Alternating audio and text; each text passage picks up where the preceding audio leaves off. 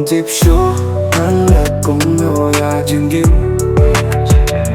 ngầm tiếp xúc ya nong ngăn sang ya minta dừng kim kapag sisaka to ngala ay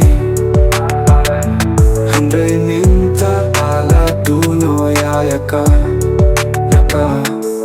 kiêu mát kilang hikmat choma handai ngam qua pat ban pen bao happy ham tip shu min talakat nos ni kilo bang klem tia klem bang ay kamen sim jong nakatang kwa klen ya pi handai ngam tip pat kung no bangan le kat no sin ngala ong ya pi banga ik ya pi handai tip pat kung nem no le ano an le kung no ya jingim ngam tip shu ngan sang ya minta Kajing gih kapag sisaka to ngala ay handai minta ala tuno ya yaka Bali piwan ay jingit ya makung kane Piwan penyam pengpika mensenjong nga Nam kwa te it ban no pung kane jingit Nakwa ba pinlong kung bangalong